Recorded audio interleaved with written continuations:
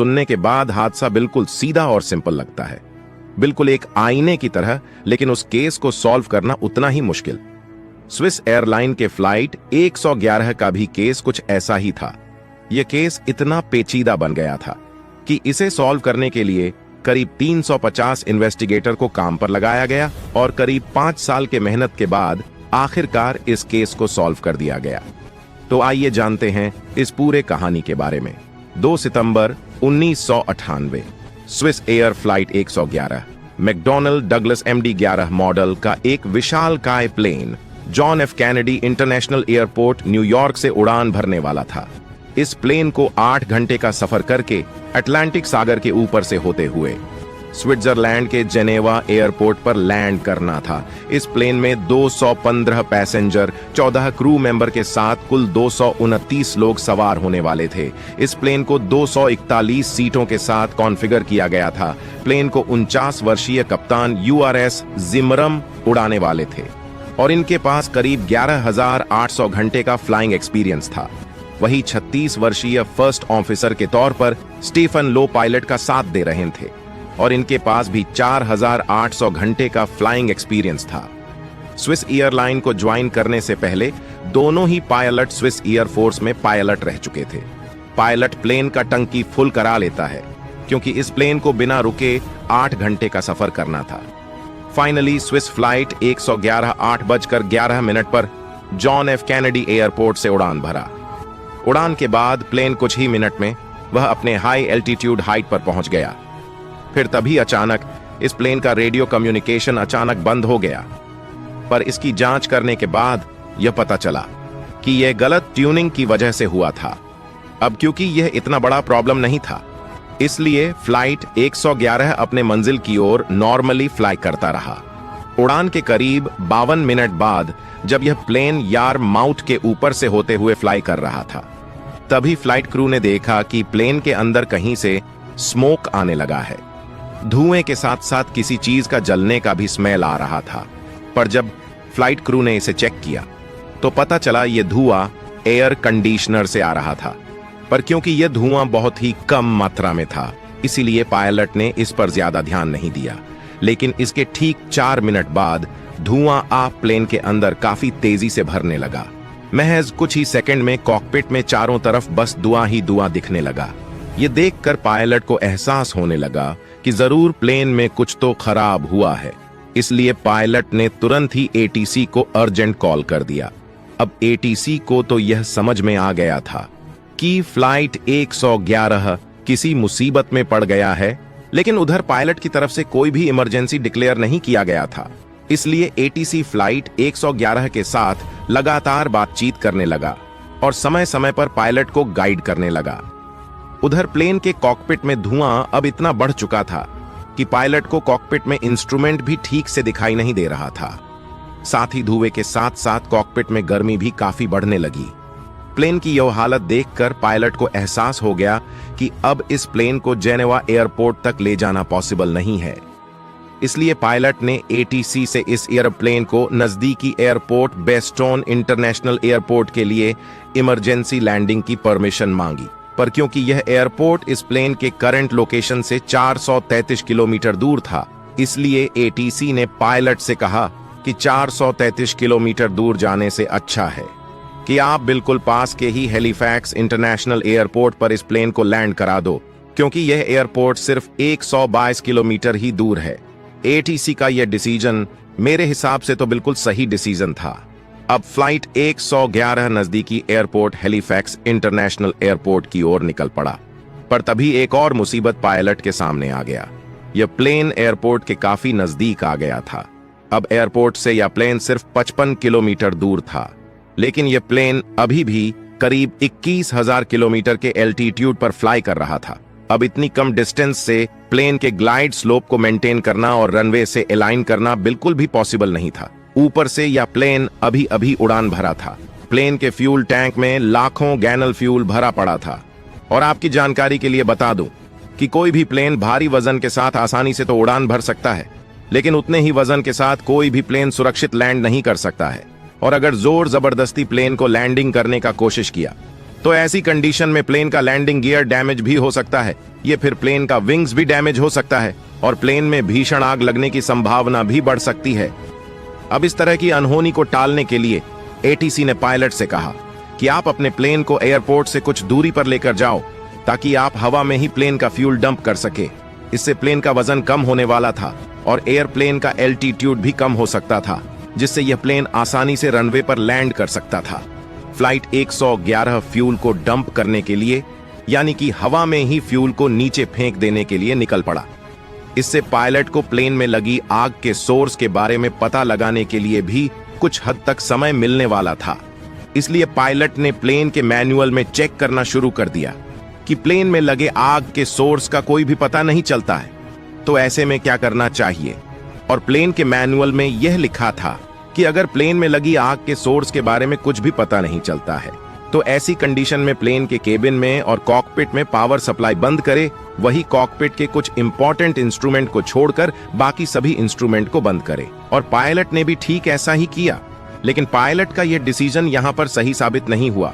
अब तक प्लेन के केबिन में और कॉकपिट में एयर कंडीशनिंग वर्किंग में था, इसलिए प्लेन के केबिन में और कॉकपिट में लगे फैन और एयर कंडीशनर के वजह से एयर रिसर्कुलेटिंग हो रहा था। लेकिन जैसे ही पायलट ने इलेक्ट्रिसिटी को बंद किया, तभी एयर का रिसर्कुलेटिंग भी बंद हो गया। इससे केबिन में लगी आग अब तेजी से कॉकपिट की तरफ बढ़ने लगी। यह आग इतनी भयानक थी कि अब दोनों के दोनों पायलट इस आग में जिंदा जलने लगे। पूरा का पूरा प्लेन और इस पूरे प्लेन में सवार 229 लोग अब धू धू करके जलने लगे। प्लेन में बैठे सभी पैसेंजर जोर जोर से चीखने चिल्लाने लगे, मदद की पुकार करने लगे। पर शायद अब उस भीषण आग से बचाने वाला कोई भी नहीं था। ऐसा लग रहा था कि प्लेन में सवार 229 लोगों के किस्मत में मौत ही लिखा है। अब पायलट को यह कंफर्म हो चुका था कि इस प्लेन में बैठे 229 पैसेंजर को बचना इम्पॉसिबल है। उनकी किस्मत में मौत लिखी जा चुकी है। इसलिए पायलट ने यहां पर इमरजेंसी डिक्लेयर कर दिया। पायलट की ओर से कुछ आखिरी शब्द एटीसी ने सुना, and we are declaring emergency now Swiss Air 111 mayday mayday mayday. इसके बाद सब कुछ हमेशा हमेशा के लिए शांत हो गया। अचानक से यह प्लेन एटीसी के रडार से गायब हो गया। उधर एटीसी बार बार कांटेक्ट करने लगा इस प्लेन से संपर्क करने की, पर अफसोस इसका कोई फायदा नहीं हुआ। स्विस एयर फ्लाइट 111 300 किलोमीटर की रफ्तार से सीधा अटलांटिक महासागर से जा टकराया था। अब एटीसी ने तुरंत एयरप्लेन के लास्ट लोकेशन पर सर्च एंड रेस्क्यू टीम को भेज दिया, इस उम्मीद से कि कोई भी जिंदा बचा होगा। लेकिन जब रेस्क्यू टीम घटनास्थल पर पहुंच गई कि वहां का नजारा देखकर उनकी यह उम्मीद टूट गई। यह प्लेन करीब 2 मिलियन टुकड़ों में बंट गया था। ऐसे में प्लेन में सवार 229 लोगों की जिंदा बचने की उम्मीद करना तो दूर की बात, उनकी डेड बॉडी को देखकर उनकी पहचान भी कराना मुश्किल हो गया। हादसे के अगले ही दिन घटनास्थल से कॉकपिट वॉइस रिकॉर्डर और फ्लाइट डाटा रिकॉर्डर को बरामद किया गया और यह पता लगाने की कोशिश किया जाने लगा कि आखिर प्लेन में आग किस वजह से लगी हुई थी। लेकिन प्लेन के ब्लैक बॉक्स को डिकोड करने के बाद भी इन्वेस्टिगेटर टीम को कुछ खास इंफॉर्मेशन नहीं मिला। इसलिए इन्वेस्टिगेटर टीम ने प्लेन के सारे टुकड़ों को इकट्ठा करके उन्हें जोड़ने की कोशिश किया ताकि यह पता लगाया जा सके कि आखिर यह आग की शुरुआत कहां से हुई थी। लेकिन इस काम के लिए काफी समय लगने वाला था, क्योंकि समुद्र के गहराई से प्लेन का मालवा निकालना कोई आसान बात नहीं थी। इसीलिए यहां पर 350 इन्वेस्टिगेटर को नियुक्त किया गया ताकि जल्द से जल्द इस हादसे का पता लगाया जा सके। और फाइनली करीब 5 साल के कड़ी मेहनत के बाद इन्वेस्टिगेटर की टीम ने एक फाइनल रिपोर्ट को जारी किया। तो चलिए देखते हैं इस फाइनल रिपोर्ट के बारे में। इस केस स्टडी की शुरुआत करते हैं उड़ान की 52 मिनट बाद से, जब यह प्लेन बड़े ही मजे से अपने मंजिल की ओर तेजी से बढ़ रहा था। और तभी से इस प्लेन पर एक के बाद एक मुसीबत आना शुरू हो गया था। उड़ान के महज 52 मिनट बाद फ्लाइट क्रू ने देखा कि कहीं से कॉकपिट में धुआं निकल रहा है और वह धुआं काफी तेजी से बढ़ रहा है। और इसके बारे में फ्लाइट क्रू ने पायलट से भी बताया था।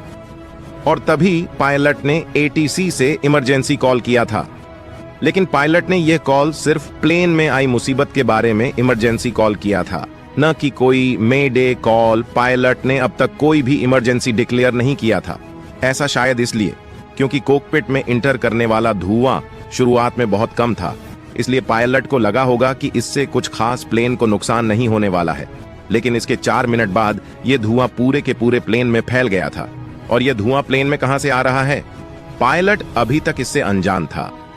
अब इस धुएं का सोर्स का पता न लगने पर इसके बारे में जानने के लिए पायलट ने प्लेन के मैनुअल को चेक किया, जिसमें लिखा था कि प्लेन के केबिन में सप्लाई होने वाला पावर बंद करें।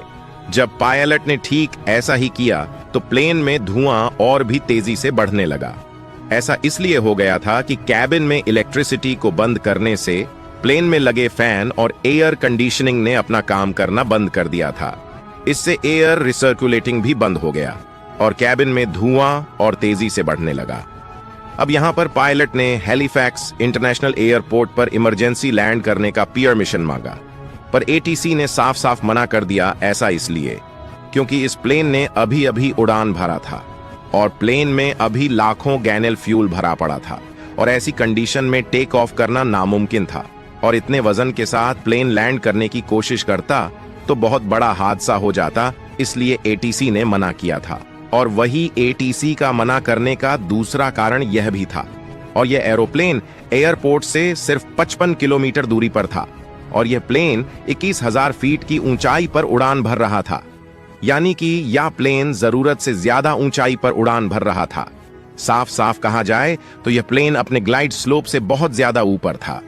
ऐसे में प्लेन को जोर जबरदस्ती रनवे पर लैंड करने की कोशिश किया जाता तो यह प्लेन रनवे से बहुत ज्यादा आगे निकल जाता, जिससे बहुत बड़ा हादसा हो जाता। दोस्तों, किसी भी प्लेन को सुरक्षित लैंड करवाने के लिए रनवे की स्टार्टिंग पॉइंट से 2.8 से 3.5 डिग्री एंगल के बीच से होते हुए प्लेन को लैंड कराना होता है, तभी प्लेन सुरक्षित लैंड हो सकता है। लेकिन अगर कोई भी प्लेन इस एंगल से ऊपर होकर रनवे पर लैंड करने का कोशिश करता है तो ऐसे में यह प्लेन रनवे के काफी आगे निकल जाता है, जिसमें प्लेन क्रैश होने की संभावना ज्यादा बढ़ जाती है। और स्विस एयर फ्लाइट 111 फ्लाइट अपने ग्लाइड स्लोप से बहुत ऊपर फ्लाई कर रहा था, यानी कि यह प्लेन भी रनवे पर सुरक्षित लैंड नहीं कर सकता था। अब ऐसे हादसों को टालने के लिए एटीसी ने पायलट को एयरपोर्ट से 120 किलोमीटर दूरी पर जाने के लिए कहा। दोस्तों, देखा जाए तो प्लेन का फ्यूल कहीं पर भी डंप किया जा सकता है, लेकिन प्लेन को दूर ले जाने का एटीसी का मकसद प्लेन के ग्लाइड स्लोप मेंटेन करने का था। अगर यह प्लेन 120 किलोमीटर की दूरी को पार करते हुए रनवे की ओर आ जाता तो बड़े ही आसानी से या प्लेन अपने ग्लाइड स्लोप पाथ को आसानी से फॉलो भी कर जाता। लेकिन शायद ही इस प्लेन के किस्मत में कुछ और ही लिखा था। उधर प्लेन में लगी आग अब भयानक रूप ले चुकी थी। इन्वेस्टिगेटर टीम का यह मानना था कि हो ना हो यह आग एक शॉर्ट सर्किट की वजह से लगी होगी, लेकिन यह शॉर्ट सर्किट आखिर किस वजह से हुआ था, इसके बारे में कोई भी जानकारी उपलब्ध नहीं है। यह हादसा एविएशन करियर में बहुत ही खतरनाक था। अगर आपको यह जानकारी पसंद आई हो तो प्लीज इसे दूसरे सोशल मीडिया नेटवर्क पर शेयर जरूर करें।